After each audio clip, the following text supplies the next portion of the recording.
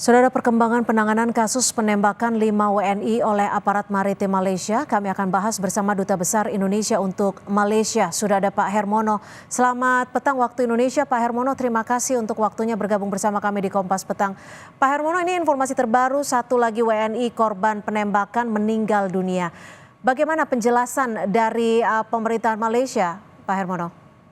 Jadi kita sedang menunggu hasil postmortem dari warga kita yang meninggal kemarin sore.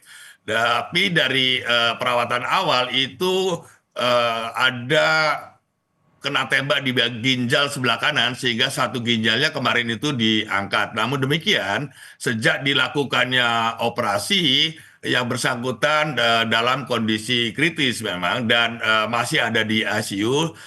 Kami mendapat kabar bahwa kemarin sore yang bersangkutan meninggal dunia. Nah, sekarang ini persoalannya kita masih mencari keluarganya untuk dapat mengirimkan jenazahnya ke Indonesia.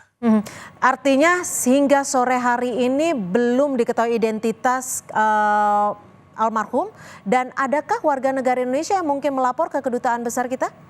Sampai saat ini belum ada yang melapor dan dari keterangan rekannya yang selamat, mereka juga tidak saling mengenal karena para penumpang itu hanya berkumpul sebelum perahu atau kapal tersebut berangkat sehingga satu sama lain tidak saling mengenal.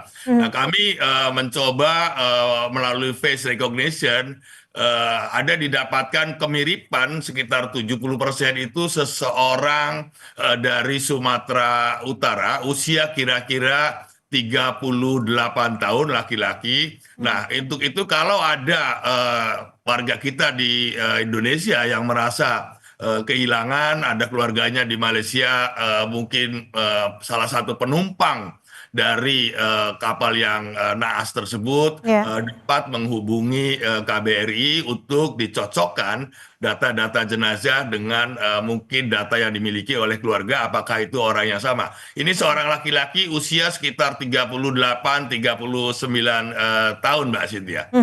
Artinya kami ulangin kembali bahwa ini adalah data yang diperoleh dari face recognition karena tidak ada biodata, dan diduganya adalah warga Sumatera Utara dengan usia rentan 38-39 tahun ya Pak ya, laki-laki.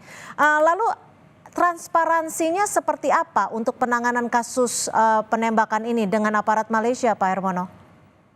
Jadi sesuai dengan komitmen Perdana Menteri Malaysia, Malaysia akan sangat transparan dan juga akan terus mengupdate mengenai perkembangan penyelidikan kasus ini. Terakhir, Menteri Dalam Negeri Malaysia juga telah memberikan keterangan bahwa penembakan tersebut kemungkinan besar dilakukan untuk menembak mesin kapal agar mereka berhenti, tetapi mungkin karena ombak yang sehingga objek itu naik turun. Nah, tapi ini kembali bahwa pemerintah Malaysia, aparat polisi ya, masih terus melakukan penyelidikan untuk mencari tahu sebab-sebab yang pasti kenapa polisi atau APMM itu melepaskan tembakan ke kapal yang membawa warga negara Indonesia itu. Jadi ini masih dalam proses penyelidikan dan mereka berjanji akan terus mengupdate mengenai perkembangan hasil penyelidikan yang mereka lakukan.